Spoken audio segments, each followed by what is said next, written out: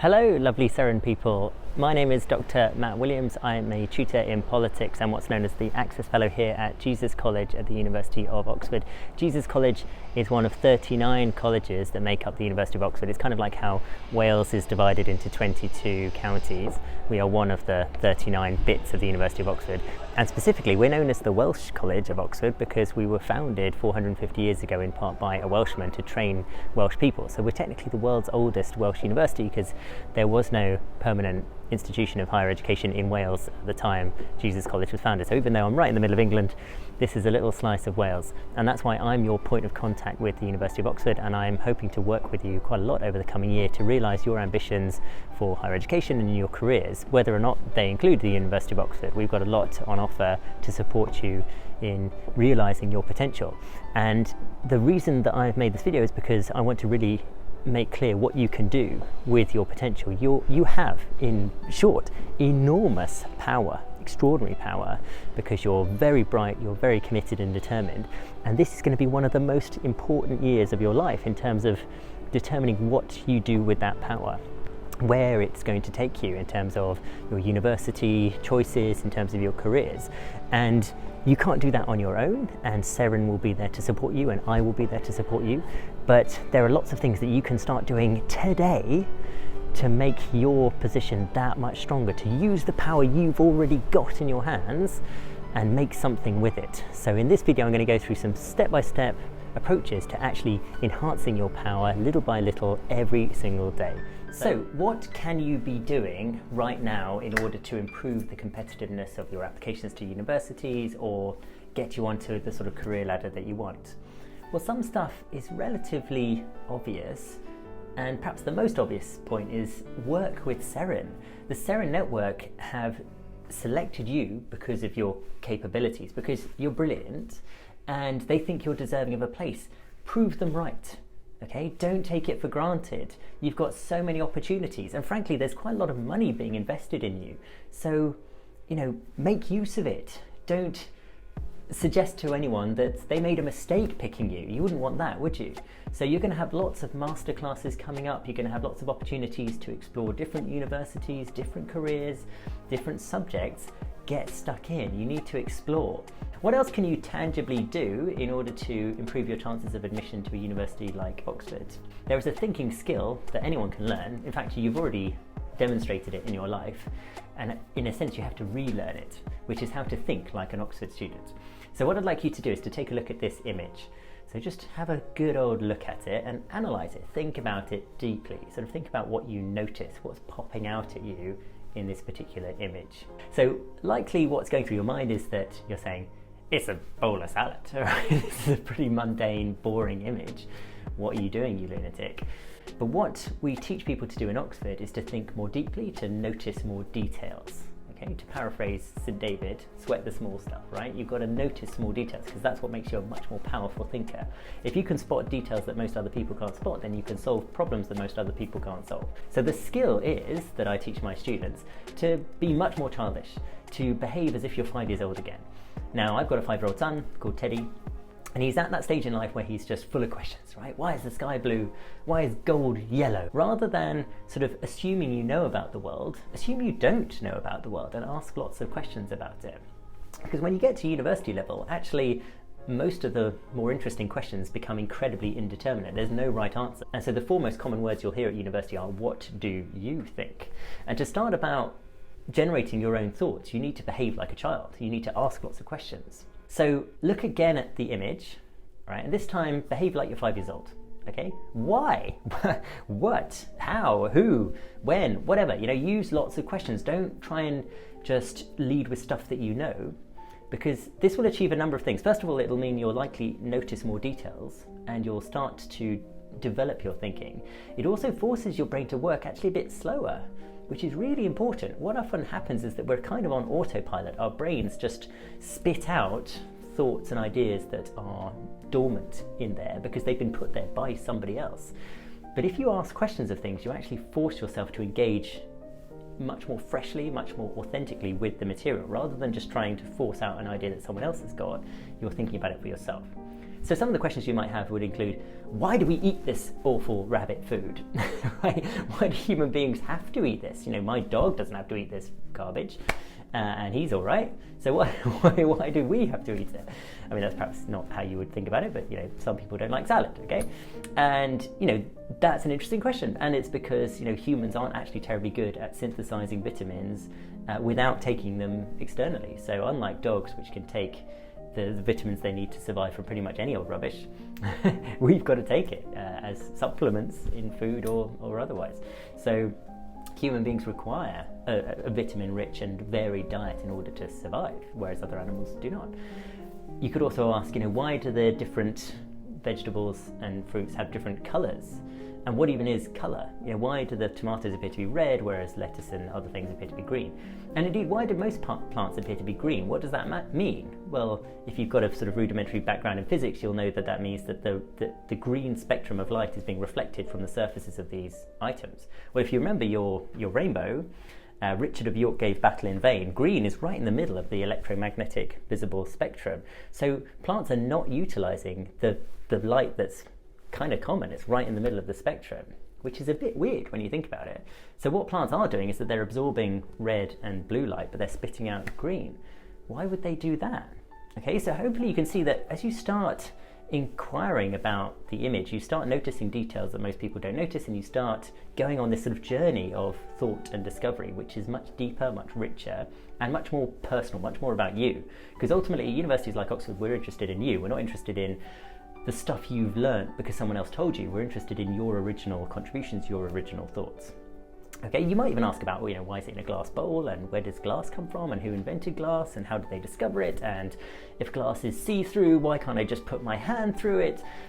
You name it, right? Think like a child, because that's what we're all like. I'm incredibly childish intellectually, because A, I'm super interested in the world and the universe around me, and B, I'm just inquisitive. I don't just assume I know stuff, I assume I don't know stuff, and it's a much more powerful way to think.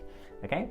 Now what I'd like you to do now is to think about a childish question that you have about anything that you've never had a satisfying answer to. So it could be, why are humans the only animals that cry tears? Or it could be, why do I yawn, or why do I laugh, or why does boredom hurt? Or whatever you like, right? Just think of a question that inner 5-year-old has never had a satisfying answer to, okay? And start to think about it. Think about, what could be a plausible answer to it. And what you can do is you can then segue this into some really rich and useful, what are called super-curricular activities. Now this is particularly helpful preparation for an application to a university like Oxford. So what is a super-curricular activity? Well, a curricular activity is stuff you do at school, within your curriculum. Extracurricular is stuff that you do outside of your school curriculum, which has no academic relevance. So it could include stuff like Duke of Edinburgh Award, or could be playing a bit of sport, or it could be volunteering for a charity. That sort of stuff, that's extracurricular. It's good for you, it's good for your CV when it comes to applying for jobs. It's not going to help you get into universities like Oxford. We're not actually interested in extracurricular activities. What we're interested in are supercurricular activities. So those are things that are beyond your curriculum, but they are academically relevant. So that would include things like reading books, reading journal articles, so academic journal articles, listening to podcasts, watching lectures on YouTube. It could be having some work experience. Let's say you're thinking of applying for medicine and you have the opportunity to do some work experience. That isn't required for a successful application to a university like Oxford, but it would count as supercurricular. So you need to gather some of these experiences. Now, why do you need them? Because university is so much about you. It's about you actually developing your own curriculum. Of course, there will be a structure. You will be told you've got to attend some of these lectures, you've got to attend some of these tutorials. But there will also be a lot of gaps where you have to work out what you'd like to do, how you'd like to do it, when you'd like to do it. You're not going to have a teacher hovering over your shoulder all the time, making sure that you've done your homework, you've done this, you've done that, you've done the other. You're going to have to be motivated to do it yourself. And so when I'm reading a personal statement of someone applying to Oxford, and I can see evidence that they have the get up and go to look into stuff, to think about it, to read around the things they're interested in, that's so reassuring, because I know this is someone that's going to start university and just get it straight away. Whereas if I read a personal statement from someone who's been basically completely passive, they've just been waiting for instructions, they've been waiting for someone to tell them what to do, what to think about, that's really disturbing, because ultimately I'll just think they are going to hate university.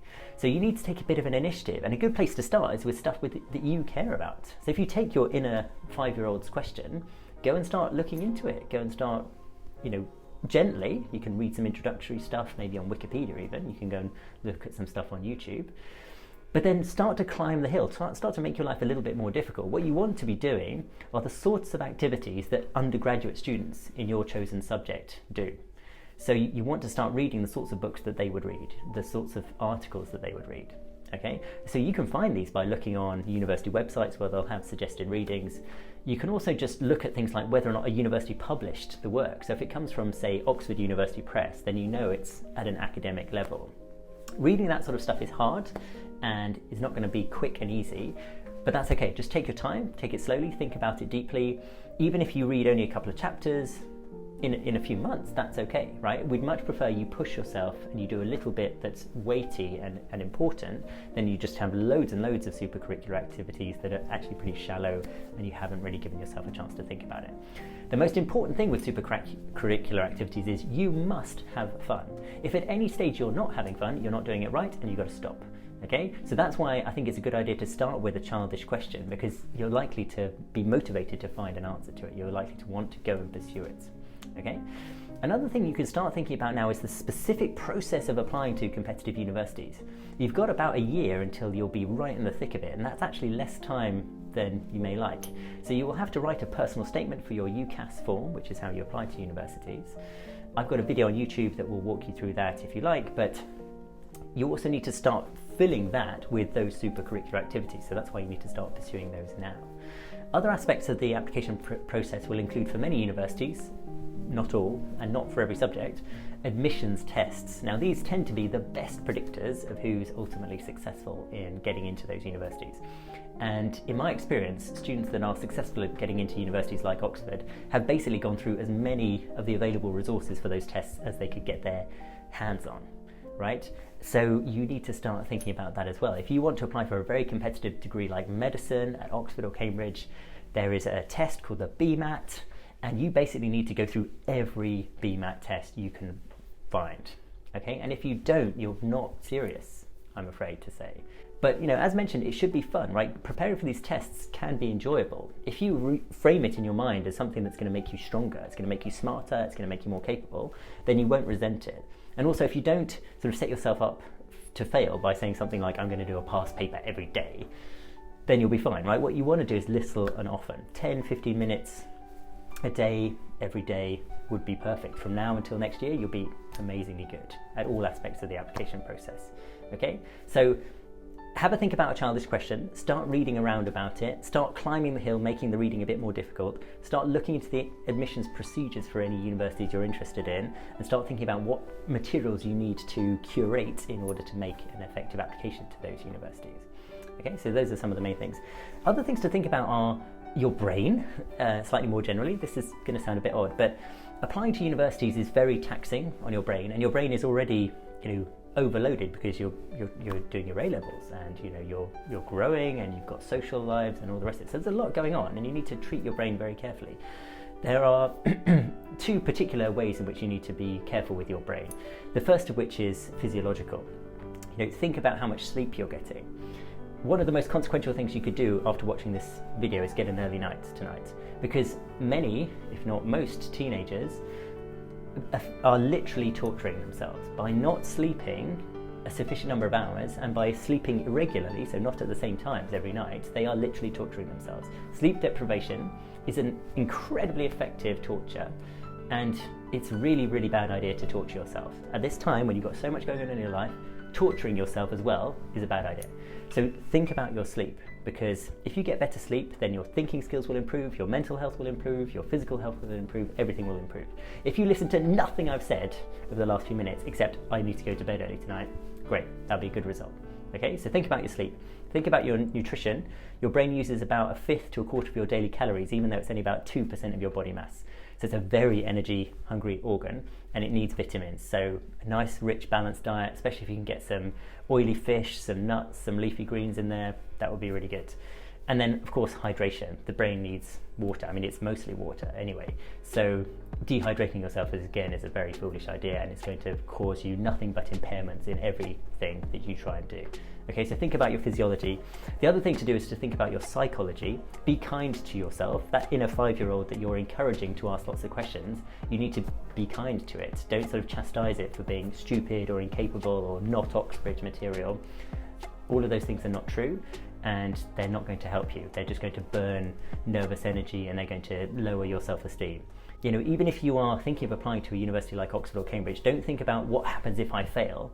Think about the fact that you're already a hero for even attempting it, right? Most people do not have the guts to even put themselves through it. And if you're thinking of going on to that process, who cares what happens at the end of it? If you don't get in, you'll be stronger, you'll be smarter, and you will have had a great experience. Think of it like that. It doesn't matter if you don't get in. It doesn't mean you're not intelligent. It doesn't even mean you're not Oxbridge material. It just means that there wasn't a space available for you at that time. So for goodness sake, be kind to yourself. This process is hard enough, and the time of life you're going through is difficult enough without you also chastising yourself. Okay, so please think about your physiology and your psychology, because they will be very impactful. Now, in terms of support and resources, well, I've got a big YouTube channel for Jesus College Oxford with lots of walkthroughs for, say, interviews and admissions tests. So if you want some specific help on how to perform well on admissions tests, then please use that. We also organise regular trips to Oxford for Seren, and masterclasses and online webinars and all sorts. So check us out. Perhaps our biggest offering are summer schools. So in 2023 we will have an online summer school, and we will also have an in-person summer school in Jesus College.